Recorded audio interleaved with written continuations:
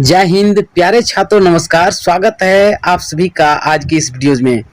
दोस्तों, आज की वीडियोज में हम लोग रचना में पढ़ेंगे निबंध लेखन 10 अंक, जो कि 26 जनवरी या फिर गणतंत्र दिवस के ऊपर निबंध है, जो बिहार बोर्ड के लिए पढ़ना जरूरी है। हिंदी वर्ग 10 VVI प्रश्न।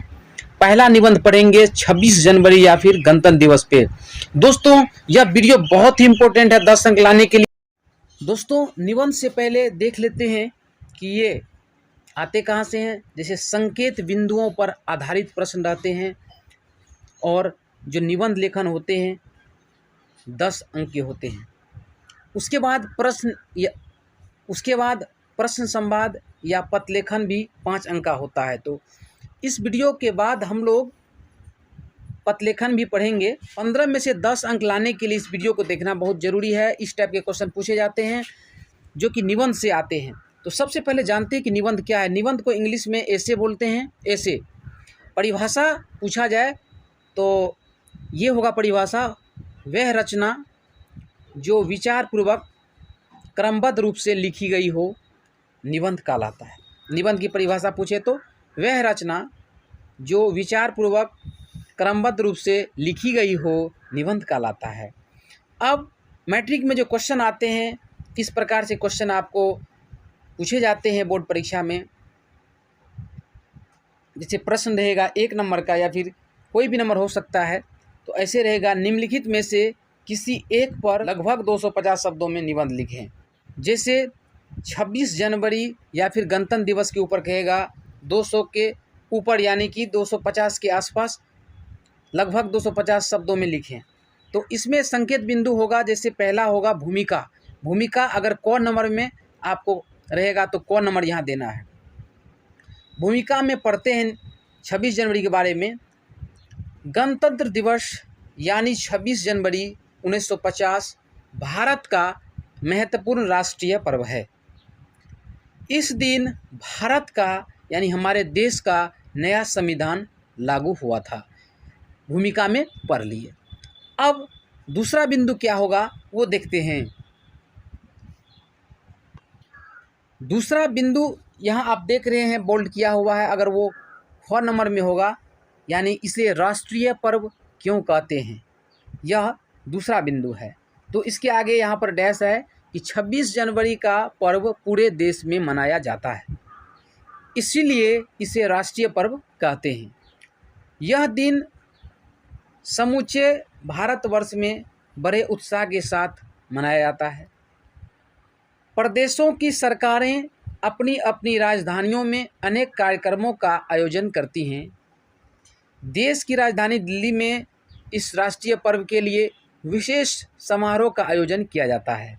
एक बार फिर से पढ़ते हैं, 26 जनवरी का पर्व पूरे देश में मनाया जाता है, इसीलिए इसे राष्ट्रीय पर्व कहते हैं।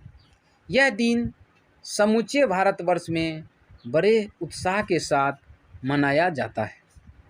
प्रदेशों की सरकारें अपनी अपनी राजधानियों में अनेक कार्यक्रमों का आयोजन करती हैं।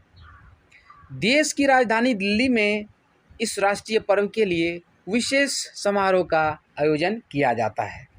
अब देखते हैं अगला बिंदु, यानी कि गौ नंबर यहाँ पर होगा, जहाँ पर आप 26 देख रहे हैं। तो अगला बिंदु रहेगा इस तरह से कि 26 जनवरी को हमारा राष्ट्र जनतंत्र था या स्वतंत्र। 26 जनवरी को हमारा राष्ट्र जनतंत्र था। इस दिन शहीदों की याद में हम लोग नतमस्तक होकर झंडा फहराते हैं। इस दिन शहीदों की याद में हम लोग नतमस्तक होकर झंडा फहराते हैं। नई दिल्ली के इंडिया गेट के निकट राष्ट्रपति राष्ट्रीय धुन के साथ ध्वजारोहण करते हैं। उन्हें 31 तोपों की सलामी दी जाती है। राष्ट्रपति जल, नभ तथा थल तीनों सेनाओं की टुकड़ियों का अभिवादन स्वीकार करते हैं। सैनिकों का सीना तानकर अपनी साफ सुथरी वेशभूषा में कदम से कदम मिलाकर चलने का दृश्य बड़ा मनोहारी होता है।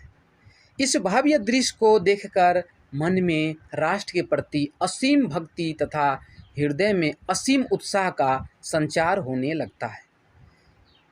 इन सैनिक टुकड़ियों के पीछे आधुनिक शस्त्र अस्त्रों से सुसज्जित वाहन निकलते हैं।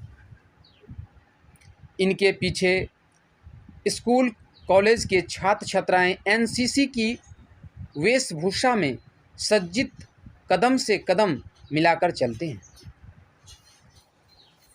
उसके बाद इसकी जो समाप्ति होती है यानी उपसंहार, निबंध के समापन में उपसंहार लिखा जाता है।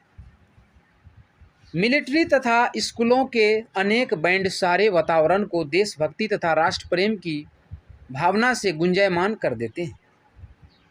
विभिन्न प्रदेशों की झांकियाँ वहाँ के सांस्कृतिक जीवन, वेशभूषा, रीति रिवाजों, औद्योगिक तथा सामाजिक क्षेत्र में आए परिवर्तनों का चित्र प्रस्तुत करने में पूरी तरह समर्थ होती हैं। उन्हें देखकर भारत का बहुरंगी रूप सामने आ जाता है। यह पर्व अतीव प्रेरणादायी होता है। तो दोस्तों, इस तरह से आप एक बार सुन लेंगे और याद अगर करना हो तो इसको धीरे धीरे पढ़ना होगा और समझना होगा। एक एक लाइन को आप 1 से 2 बार पढ़ेंगे तो निश्चित रूप से आपको ये तैयार हो जाएगा। एक बार फिर से इसको दोहरा लेते हैं। भूमिका में, भूमिका कौन नंबर में होगा अगर तो बोलेंगे गणतंत्र दिवस यानी 26 जनवरी 1950 भारत का महत्वपूर्ण राष्ट्रीय पर्व है। इस दिन भारत का नया संविधान लागू हुआ था। नंबर यहाँ पर ख होगा। यहाँ जो आप देख रहे हैं, इसे राष्ट्रीय पर्व क्यों कहते हैं? जवाब देना है इस बारे में कि 26 जनवरी का पर्व पूरे देश में मनाया जाता है, इसीलिए इसे राष्ट्रीय पर्व कहते हैं। यह दिन समूचे भारतवर्ष में बड़े उत्साह के साथ मनाया जाता है। प्रदेशों की सरकारें अपनी अपनी राजधानियों में अनेक कार्यक्रमों का आयोजन करती हैं। देश की राजधानी दिल्ली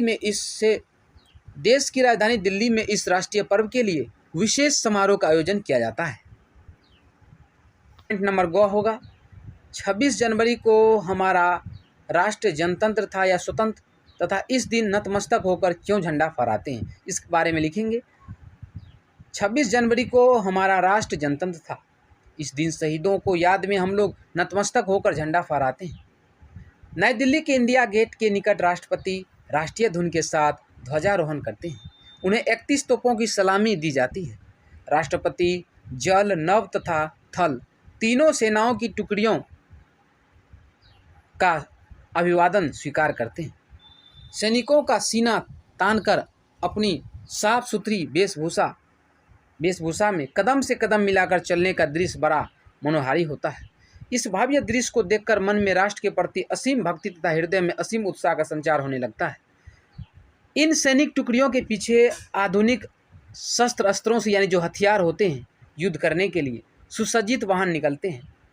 इनके पीछे स्कूल कॉलेज के छात्र छात्राएं एनसीसी की वेशभूषा में सज्जित कदम से कदम मिलाकर चलते हैं। उपसंहार, मिलिट्री तथा स्कूलों के अनेक बैंड सारे वातावरण को देशभक्ति तथा राष्ट्र प्रेम की भावना से गुंजायमान कर देते हैं। विभिन्न प्रदेशों की झांकियाँ वहाँ के सांस्कृतिक जीवन, वेशभूषा, रीति रिवाजों, औद्योगिक तथा सामाजिक क्षेत्र में आए परिवर्तनों का चित्र प्रस्तुत करने में पूरी तरह समर्थ होती हैं। यह थोड़ा लंबा लाइन है, इसको 1-2 बार पढ़ लेंगे।